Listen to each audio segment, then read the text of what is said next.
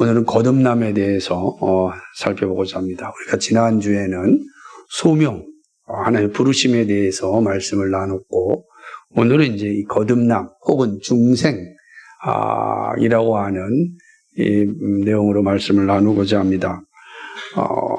오늘 요한복음 3장 3절을 보게 되면 예수님께서 니고데모라고 하는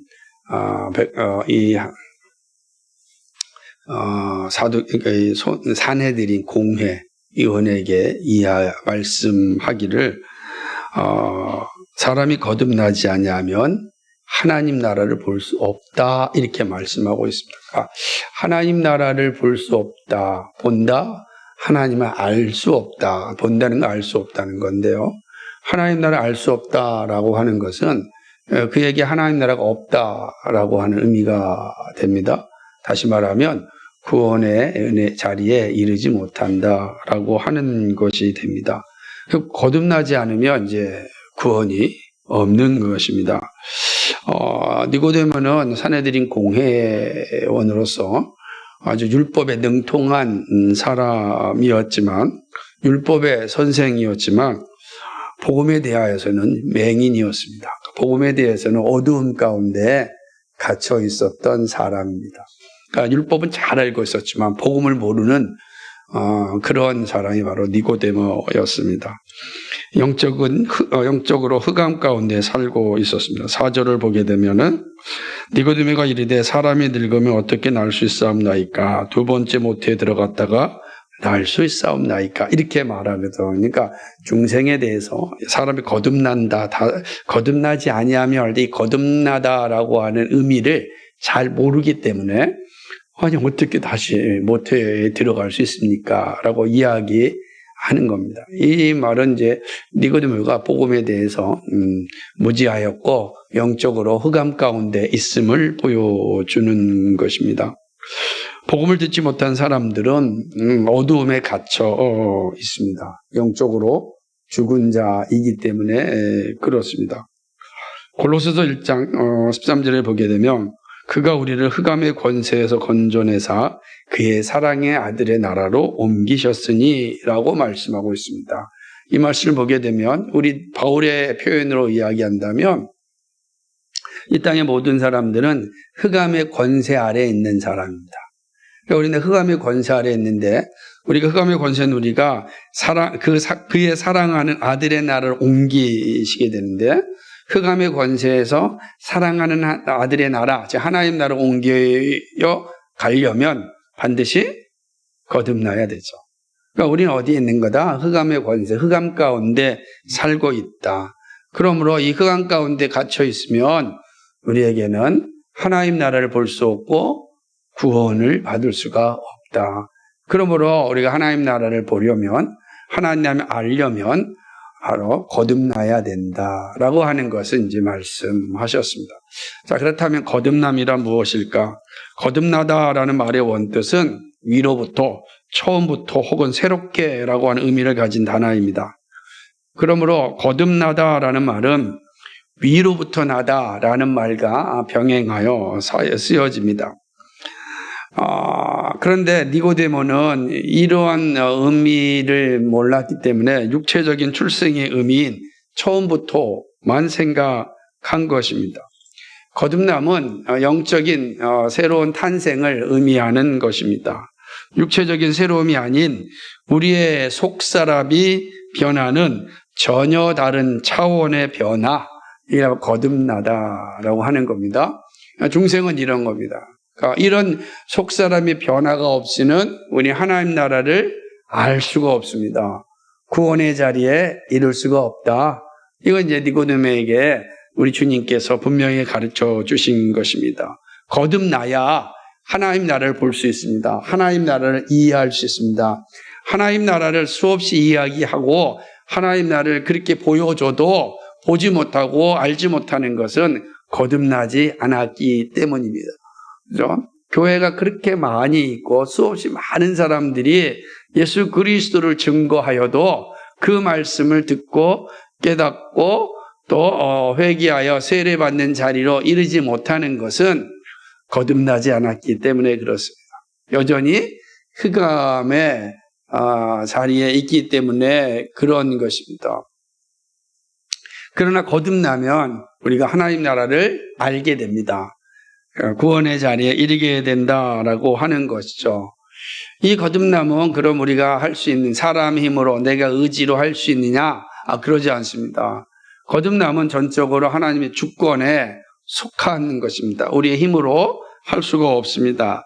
요한복음 3장 8절을 보게 되면 바람이 임의로 불매 네가 그 소리는 들어도 어디서 와서 어디로 가는지 알지 못하나니 성령으로 난 사람도 다 그러하니라 이렇게 말씀하고 있습니다. 여러분 바람이 어디서 와서 어디로 가는지 알지 못합니다. 왜 그렇죠? 그 바람은 누가 움직이시기 때문에 그렇습니까? 하나님이 움직이시기 때문에 그렇습니다. 하나님 주권에 속한 것입니다. 이 자연을 움직이시는 게 하나님이시죠. 바람과 파도를 잠잠케 하시는 분이 하나님 아니십니까? 그 바람이 어디서 와서 어디로 가는지 우린 모릅니다. 하나님의 주권에 속한 것이기 때문에 그렇습니다. 이처럼 거듭난 사람도 하나님의 주권에 속하였다. 사람이 거듭나는 것도 하나님의 주권에 이루는 것이다 라고 하는 것이죠. 그래서 우리는 이거를 불가항력적인 은혜라 이렇게 말하는 겁니다. 우리가 이 은혜를 받을 때 우리는 저항할 수 없는 거죠. 이거 불가항력적인 은혜다. 불가항력적인 은혜라는 것은 하나님께서 강제적으로 우리를 변화시켰다 이런 의미보다는 하나님께서 죄인들의 마음에 역사하도록 성령을 보내주셔서 우리가 그 성령의 일하심에 굴복하시는 것. 그게 바로 이제 불가항력적인 은혜라고 할 수가 있습니다. 그래서 성령께서 우리 마음에 역사하셔서 우리로 하여금 그 말씀을 듣고 그 말씀 앞에 무릎 꿇고 고백하게 하는 것. 그것이 바로 이제 거듭남을 위한 하나님의 일하심이다라고 하는 것입니다. 왜 불가항력적인 은혜다 이렇게 말하냐면 이미 앞서서 말씀드렸듯이 온 인류는 다 흑암 가운데 있기 때문입니다. 에베소서 2장 1절에 있는 말씀처럼 허물과 죄로 이미 우리가 죽었던 존재이기 때문에 그렇습니다. 그러니까 허물과 죄로 이미 죽었기 때문에 우리에게는 소망이 없습니다. 달라고 손짓 발짓 할 수 있는 능력도 없습니다. 다 죽은 자이기 때문에 그렇습니다. 그런데 그 죽은 자를 하나님께 성령을 보내셔서 깨우신 겁니다. 깨우사 우리로 하여금 주를 고백하게 하신 겁니다. 이 모든 것이 전적으로 하나님의 주권에 속한 것입니다. 하나님께서 그 일을 하심으로 우리로 하여금 거듭나게 하사 하나님 나라를 이해할 수 있게 하셨습니다. 거듭난 그리스도인은 그 마음과 성품이 성령으로 인하여 완전한 변화가 일어난 자입니다.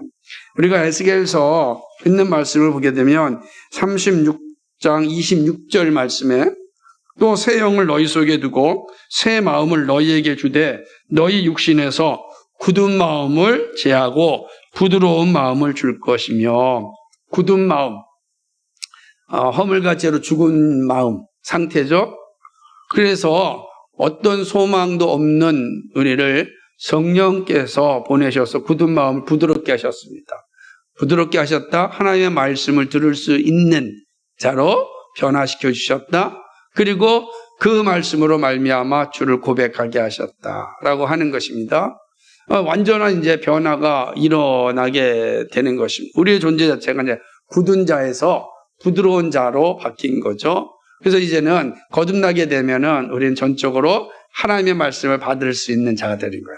하나님의 말씀이 우리 안에 들어올 때 아멘 할 수 있는 그런 상태로 완전히 변화되는 것이 거듭나기 전에는 말씀이 들어 튕겨나갔지만 거듭난 자에는 말씀이 들어오면 그 말씀이 우리 안에 흡수되어집니다. 마치 우리의 마음의 상태가 옥토와 같이 변화되었기 때문에 그렇습니다. 고린도후서 5장 17절에 있는 것처럼 그런즉 누구든지 그리스도 안에 있으면 새로운 피조물이라 이전 것은 지나갔으니 보라 새 것이 되었도다라고 말씀하고 있는 것입니다. 보라 새 것이 되었습니다. 완전히 새로운 존재가 되었다라고 하는 것입니다.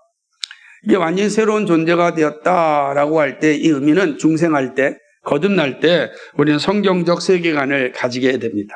그러니까 거듭나지 않은 사람, 중생하지 않은 사람에게는 성경적 세계관이 없습니다. 중생한 사람만이 성경적 세계관을 가지게 됩니다. 성경으로 세상을 바라보고 이해하는 그런 일들이 일어납니다. 거듭나면 우리가 성경이 말씀하시는 게 무엇인가? 성경의 눈으로 세상을 이해하고 성경의 눈으로 세상을 바라보고 그리고 성경으로 이 세상 가운데 자신의 삶을 결단하는 그런 일들을 행하게 됩니다. 이게 거듭난 자에게 나타나는 거죠. 그래서 어떤 일이 일어날 때 자동적으로 하나님의 말씀은 무엇이라고 말하는가 하는 것을 생각하게 되는 것입니다. 그 영적인 침체가 오면 거듭났어도 이해를 못하는 거예요. 자기의 이 육신이 가장 앞서게 되면 성경적인 세계관이 작동하지 못하는 것을 보게 되는 것입니다. 마치 자신은 되게 성경적 세계관을 가진 사람처럼 이야기하여도 거기에 완전히 어긋난 태도를 하고 있는 것을 보게 되는 것입니다. 그래서 성경적 세계관을 가졌다라고 하는 것은 특별히 정치 영역에서 잘 나타나는데 보수니 진보니 이런 단어가 우리 앞에 서지 않습니다. 성경이 말하시는 것이 무엇인지. 왜냐하면 이런 단어는 세속적 세계관으로 바라보는 세속적 세계관으로 볼 때 보수니 진보니 얘기합니다. 성경의 눈으로 바라볼 때는 그런 용어를 사용하는 것이 아니라 성경이 바라볼 때 성경이 말씀하시는 게 무엇인지 라고 이제 이해하려고 노력하는 거예요. 그게 우리 안에 변화되는 것이다 라고 할 수 있습니다. 또 중생할 때 하나님의 뜻에 순종하려고 하는 의지가 작동되어요. 그러니까 하나님의 뜻에 살려고 하는 것입니다. 세상이 무엇이라고 하더라도 하나님의 뜻을 알고 그 뜻에 순종하고자 하는 의지가 작동하는 거죠. 이게 중생할 때 나타나는 전인적인 변화라고 할 수 있습니다. 뭐나 여기에는 중생할 때는 반드시 성품의 변화도 일어납니다. 그렇죠? 그러니까 우리 굳은 마음이 그렇죠? 아주 부드러운 마음으로 바뀌듯이 여기에는 우리의 이성도 마찬가지지만 우리의 성품도 변화가 일어납니다. 그렇죠? 그 변화가 한순간에 막막 일어나지 않더라도 차근차근 변화가 일어나죠. 그게 성화의 과정이 우리에게 있는 거예요. 성화의 과정이 다 있습니다. 우리의 이 천성을 거룩한 모습으로 천천히 변화되는 거예요. 하나님께서 우리에게 주신 천성이 있지만 그것이 죄로 말미암아 굳어졌는데 이제 이 거듭나게 되면 이 굳어진 우리의 성품이 조금씩 변화되어지는 것입니다. 시간이 가고 또 내 영적으로 내가 충만해지고 그리고 하나님 앞에서 나의 모습을 늘 묵상할 때 작게지만 반드시 성품의 변화가 일어나게 되어 있습니다. 거듭난 사람들의 모습이다라고 하는 것이죠. 자, 그렇다면 이러한 변화들, 다시 말하면 거듭나면 어떻게 알 수 있을까? 내가 정말 거듭났는가? 라고 하는 건 전인적인 변화의 모습을 통해서도 알 수 있지만 그러나 그런 모습들은 너무 천천히 일어나니까 그죠? 잘 모를 수 있습니다. 그러나 분명하게 거듭난 자의 특징이 있습니다. 이 사람이 거듭났느냐 거듭나지 않았느냐 하는 것은 성경이 우리에게 분명히 말씀해 주고 있는데 성령으로 난 사람은 반드시 예수님을 주라고 고백합니다. 고린도전서 12장 3절에 있는 말씀처럼 반드시 성령으로 난 사람은 예수를 주라, 주님이라고 고백하며 살아갑니다. 여기서 이제 예수님을 나의 주님이라 고백할 때는 입술의 고백이 우선되어지만 나의 전인격적인 고백이 함께 따라가게 되는 것입니다. 전인격적인 고백이라고 하면 입술뿐만 아니라 나의 삶에서, 가정에서, 직장에서, 관계 속에서 예수님을 나의 주님이라 이렇게 고백한다는 의미입니다. 그래서 여러분 직장에서 작게나마 밥을 먹을 때 고개를 숙이고 기도하는 것, 그것도 바로 예수님을 나의 주님이라 고백하는 외적인 작은 표지 가운데 하나가 되는 것입니다. 뿐만 아니라 거듭난 사람은 습관적이면서 의식적인 죄를 짓지 않습니다. 반복적으로, 습관적으로, 의식적으로 죄를 짓지 않습니다. 우리는 다 죄를 지을 수 있지만 그 죄가 아주 반복적이고 습관적이고 아주 의식적으로 짓지는 않습니다. 실수할 수는 있죠. 얼마든지 실수할 수 있습니다. 실수 없는 사람이 어디 있겠습니까? 우리는 어린 시절에 실수로 인하여 낙인 찍히는 일도 많이 있습니다. 그런데 나중에 그 사람이 변화되면 그 변화에 대해서 우리는 인정해야 되는데 그 변화에 대해서 막 의심하는 사람도 참 많습니다. 우리 예전에 깡패 있을 수 있습니다. 그러나 성령으로 말미암아 거듭나고 회심하게 되면 우리는 우리의 삶의 자체가 나타나서 다시는 그런 반복적이고 습관적이고 의식적인 죄를 짓지 않습니다. 이게 중생의 모습이죠. 그러다가도 혹 실수할 수 있습니다. 그러나 곧바로 회개의 자리에 서게 됩니다. 이게 중생한 자, 거듭난 자의 모습입니다. 우리는 그런 모습을 잘 분별하고 또 이해할 수 있어야 됩니다. 그러지 않으면 한 번 죄 지은 것이 영원한 죄인 것처럼 생각하는 그런 큰 실수를 우리가 범하게 되기 때문에 그럴 수 있습니다. 그것이 바로 거듭남의 모습입니다. 또 거듭난 자는 삶의 목적과 생각에 있어서 완전한 변화를 가져옵니다. 앞서 말씀드렸듯이 성경적 세계관을 가지게 되는 것이고 이제 나의 삶의 목적이 하나님을 영화롭게 하며 그를 영원토록 즐거워하는 것으로 완전히 바뀌게 됩니다. 중생한 사람의 삶의 목적이 분명해지는 거죠. 무엇을 위해 사는가라고 질문할 때 끊임없이 나는 하나님을 영화롭게 하는 삶을 살고 싶습니다 라고 하는 것입니다. 얼마 전에 우리나라의 최고령 골프 선수가 우승을 했다고 합니다. 최경주라고 하는 이 선수가 어떤 큰 대회에서 이제 우승을 했습니다. 그럼 이 인터뷰를 하는데 첫 번째 인터뷰가 참 진실되게 느끼더라고요. 너무나 감격스럽고 어렵게 이제 우승을 했는데 그가 이렇게 첫 입을 떼는데 먼저 살아계신 하나님께 영광을 돌립니다. 그리고 자신의 가족에게 감사를 드린다라고 하는 말을 하는 걸 볼 때 상당히 진실되게 들렸습니다. 모든 사람들이 다 그렇게 하는 건 아니지 않습니까? 그 할 수 있다는 건 대단한 용기고 그것은 정말 거듭난 사람들이 나타나는 외적인 표시 가운데 하나입니다. 물론 그것이 그 삶 속에서 앞에 있는 모든 열매들이 함께 나타날 때 더 분명해지는 건 사실입니다. 그리고 네 번째로는 거듭난 자는 이웃을 향하여 실천적 사랑을 나타냅니다. 왜냐하면 이것은 율법과 선지자의 명령이 하나님을 사랑하고 이웃을 내 몸과 사랑하라는 명령을 실천하는 일이죠. 그래서 다른 사람의 재산도 다른 사람의 생명도 다 소중하게 여기는 것입니다. 그게 바로 이제 거듭난 사람의 모습. 거듭나지 않으면 다른 사람의 생명, 다른 사람의 재산이 뭘 소중히 여기겠습니까? 내 생명, 내 재산이 더 중요하니까 어떻게든지 간에 수단과 방법을 가리지 않고 다른 사람을 낮아지게 만들어야 내가 높아지는데 그게 일반적인 모습이지만 거듭난 자에게는 이런 모습이 나타난다라고 하는 것이죠. 그리고 다섯 번째는 하나님의 말씀을 사모하며 그의 뜻을 날마다 구합니다. 그러니까 늘 말씀을 가까이 하는 사람이 거듭난 사람의 특징이에요. 거듭난 사람 늘 말씀을 가까이 하고 어려울 때마다 먼저 떠오르는 건 주님께서는 어떻게 말씀하셨는가 이렇게 이제 영적으로 민감해지고 영적으로 성숙하게 되면 이런 모습이 자발적으로 나타나게 되어 있습니다. 나한테 위기가 오면 먼저 하나님께 나아가서 하나님께 기도하고 하나님의 뜻을 묻는 그런 일들이 다 일어나는 게 바로 거듭난 사람의 모습이다.